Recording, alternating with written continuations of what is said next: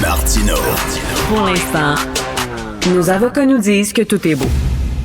En 2035, le Québec interdira la vente des véhicules à essence. Vous avez certainement lu dans le Journal de Montréal, le Journal de Québec, ce dossier super fascinant sur la Norvège. En Norvège, 96% des voitures neuves sont électriques. Eux autres, ils n'ont pas niaisé. D'un côté, si tu achètes une voiture électrique, tu vas avoir un rabais de taxe de 25%. Mais si tu achètes une voiture à essence, tu vas avoir une surtaxe, tenez-vous bien, de 45 000 $ canadiens. Alors, pas surprenant qu'il y ait tant de véhicules électriques qui sont achetés. Est-ce qu'on va pouvoir faire la même chose? Est-ce qu'on devrait faire la même chose? Alors, on va avoir un débat pour et contre avec Daniel Breton, président et directeur général de Mobilité électrique Canada, et Carole Montreuil, vice-président pour l'Est du Canada de l'Association canadienne des carburants. Daniel Breton, est-ce que ça serait un bon exemple à imiter, ça, la Norvège? En fait, ça pourrait être un bon exemple, mais dans les faits, j'y crois pas. Je pense pas qu'en Amérique du Nord, on pourrait imposer de telles taxes sur des véhicules vendus qui sont tellement populaires. Moi, j'ai fait les calculs avec les chiffres précis. Écoutez, un Ram 1500 aurait 230% de taxes s'il était vendu au Canada à partir du système norvégien. Une Toyota Corolla aurait 114% de taxes.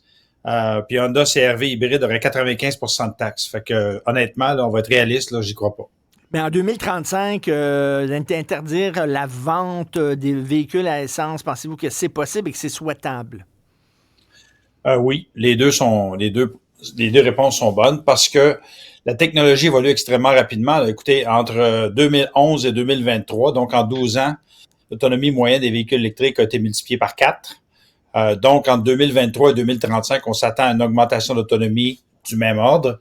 En plus, le temps de recharge, si on recule, il y a 5 ans à peine, une voiture électrique était à peu près d'1 heure à 1h30. Aujourd'hui, avec les véhicules les plus performants, on parle de 15 à 20 minutes. Donc, ça évolue tellement rapidement avec les nouvelles technologies de batterie que ça n'aura plus beaucoup de sens d'un strict point de vue économique de s'acheter un véhicule à essence en 2035. Monsieur Montreuil, est-ce que les véhicules à essence sont obsolètes, là? Est-ce que en 2035, il n'y en aura plus? Est-ce que vous croyez à ça? Non, évidemment, j'y crois pas. Là. De dire que l'industrie des autos électriques traverse une période difficile, c'est quasiment un euphémisme. On le voit autour de nous, les difficultés sont énormes. Au Québec, on pourrait juste citer évidemment Nordvolt, mais Lion électrique et Taiga électrique et toutes les bébelles électriques que vous voulez.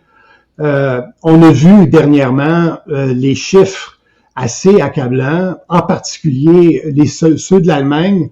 Année sur année, 2024-2023, avec la fin des subventions, les ventes ont chuté de près de 40%. Donc, il faut pas se mentir. À date, c'est une game de subventions. C'est une game de subventionner au maximum ces véhicules-là. Et là, on voit que quand les subventions sont retirées, les ventes tombent en chute libre. Daniel Breton? En fait, il nomme l'Allemagne parce qu'effectivement, c'est un exemple négatif. S'il mentionnait le reste de l'Europe où les ventes continuent d'augmenter, la Chine où les ventes augmentent, on est rendu à 50%, le Québec où les ventes sont rendues à 34,6%, le Canada où les ventes sont à un record de 16,5%, aux États-Unis, ils sont presque à 10%. Donc, ce qu'on voit, c'est que les ventes à travers le monde ne cessent d'augmenter. Lorsqu'on parle de subventions à l'industrie des véhicules électriques, effectivement, il y a des moments difficiles. Ça va au-delà des véhicules électriques, ça va aussi dans les véhicules à essence. Des compagnies comme Stellantis, elles n'arrachent pas à cause des voitures électriques, elles en arrachent à cause de leurs voitures en général. Puis je trouve ça étonnant. En fait, je suis pas étonné, mais de voir qu'on parle de subventions. La Maison-Blanche a fait le calcul, on est rendu à 111 ans de subventions aux compagnies pétrolières aux États-Unis. Mais ça, apparemment, c'est pas un problème. Vous en recevez, les compagnies pétrolières, vous en recevez des subventions aussi, là, ouais, en masse.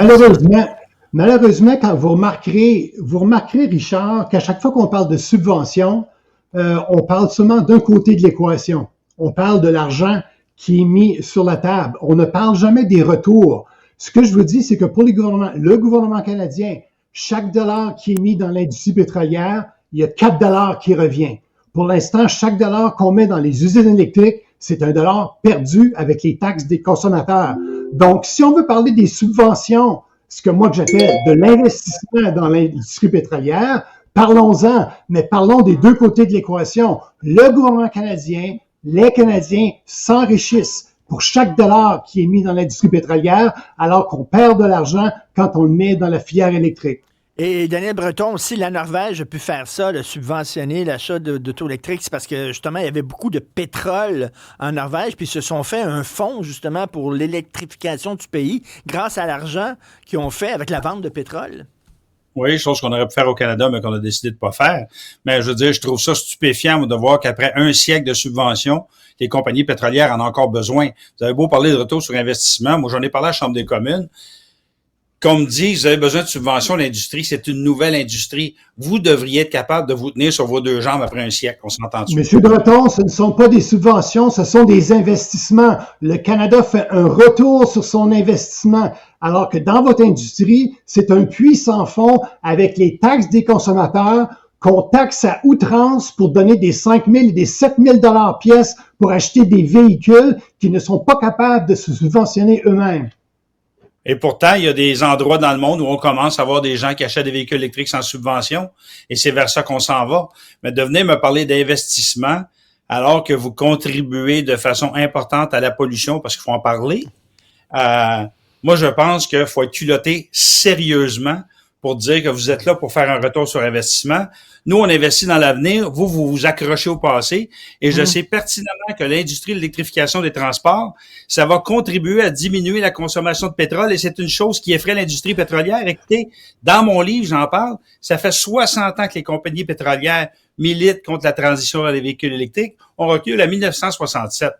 Mais monsieur Montreuil, ils vont dire on investit dans l'avenir de la planète, là, dans la survie de la planète. Là, c'est ce qu'ils disent. Est-ce que vous niez qu'il y a effectivement des conséquences assez négatives sur l'environnement à cause du pétrole? Non. Ici, il n'est même pas question du débat environnemental. Je l'admets, il n'y a aucun doute que le climat est un enjeu important. Mais ce qu'on n'est pas capable d'admettre, c'est que le climat est un enjeu important, parmi d'autres enjeux également. Et donc, moi, je me dis, je regarde la population générale, quelqu'un va devoir m'expliquer pourquoi dans les dernières élections américaines, un des pays les plus importants sur la planète, l'enjeu environnemental n'a pas été discuté une seule fois. On l'a vu dans les élections récentes. Monsieur Breton, c'est pas utopique, les autos électriques. C'est un grand territoire, le Québec. On le sait, en région, là, ils ont besoin des fois de gros camions pour traverser de grands territoires, puis tout ça. Puis de façon électrique, ça se fait assez mal, là, mettons. En fait, voyez-vous, moi, de par mon travail, je fais beaucoup de routes en véhicule électrique. Je fais à peu près 60 000 km par année, ce qui est 4 fois la moyenne canadienne. Et puis, on commence à voir des véhicules de plus en plus gros, de plus en plus lourds qui sont électriques. J'ai pas dit qu'en 2024, on était rendu là pour la technologie pour tous les véhicules. Il y a encore des domaines où les véhicules à essence ont leur place et j'en conviens. Mais pour la majorité des besoins, pour la majorité des gens, un véhicule 100% électrique ou hybride rechargeable fait très bien le travail. Et je rappelle que je demeure en région moi-même. Puis là, vous le voyez, on assiste à des ventes importantes de véhicules électriques au Québec. Il y en a qui disent que c'est à cause de la fin des subventions. C'est pas la fin des subventions. On va continuer à avoir des subventions. Mais tu sais, pour reprendre les mots de M. Montreuil, on pourrait dire que c'est un retour sur investissement parce que on investit dans l'avenir technologique.